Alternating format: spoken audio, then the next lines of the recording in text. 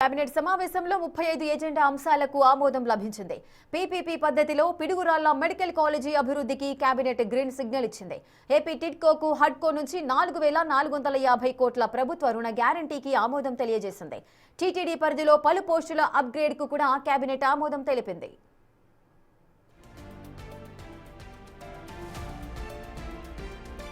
Arjuna award గ్రహీత జ్యోతికి విశాఖలో 500 చదరపు గజాల స్థలం ఇచ్చేందుకు నిర్ణయించింది. గ్రూప్ 1 ఉద్యోగం ఇచ్చేందుకు కేబినెట్ ఆమోదం తెలిపింది. ఇక టీటీడీ నెయ్యి కల్తీకి సంబంధించిన సిట్ నివేదికపై కేబినెట్ లో చర్చ జరిగింది. సిట్ నివేదికపై వైసీపీ నేతల దుష్ప్రచారంపై ప్రధానంగా చర్చ జరిగింది. నెయ్యి కల్తీపై సిట్ నివేదిక తెప్పించాలని కేబినెట్ నిర్ణయించింది. ఇప్పటికే సిబిఐ సిట్ ఛార్జ్ షీట్ వేసిన విషయాన్ని అధికారులు కేబినెట్ కు తెలిపారు. వైసీపీ నేతలు చేస్తున్న దుష్ప్రచారంపై ప్రజలు అప్రమత్తంగా ఉండాలంటున్న మంత్రి పార్థసారథితో మా ప్రతినిధి Rajesh face to face.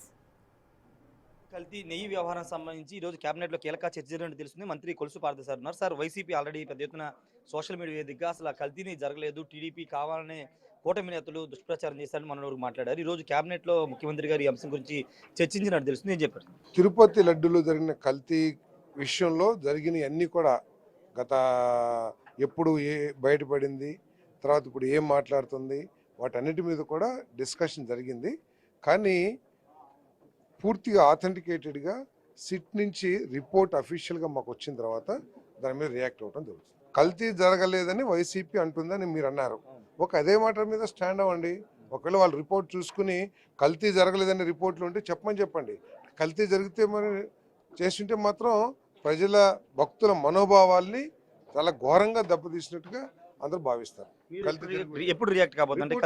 SIT నివేదిక వచ్చిన తర్వాత అఫీషియల్ గా సిట్ రిపోర్ట్ రాగానే రెస్పాండ్ అవుతాం. Thank you sir. మొత్తంగా సిట్ నివేదిక అఫీషియల్ గా వచ్చిన తర్వాత రియాక్ట్ అవుతామని మంత్రి కొలుసు పార్థసారథి అయితే చెప్తూ ఉన్నారు. వైసీపీకి ఒక స్టాండ్ అంటే నెయ్యి కల్తీ అయిందా లేదనే స్పష్టమైనటువంటి ఆధారాలు కానీ స్పష్టమైనటువంటి విధానం వాళ్ళకి లేదంటూ కొలుసు పార్థసారథి చెప్తున్నారు. ఏదేమైనప్పుడు ప్రస్తుతం ఈరోజు కేబినెట్ లో మాత్రం అంశం మీద సుదీర్ఘ చర్చ జరిగింది. సిట్టు పూర్తిసారి అంటే సిబిఐతో ఉన్నటువంటి సిట్టు నివేదిక పూర్తిసారి వచ్చిన తర్వాత మంత్రులు ఖచ్చితంగా దీని మీద మాట్లాడాలి, వైసీపీ చేస్తున్న దుష్ప్రచారం తిప్పికొట్టాలని మంత్రులు చంద్రబాబు దిశానిర్దేశం అయితే చేశారు. Camera person Osanath, Rajesh, big TV, Amaravati నుండి.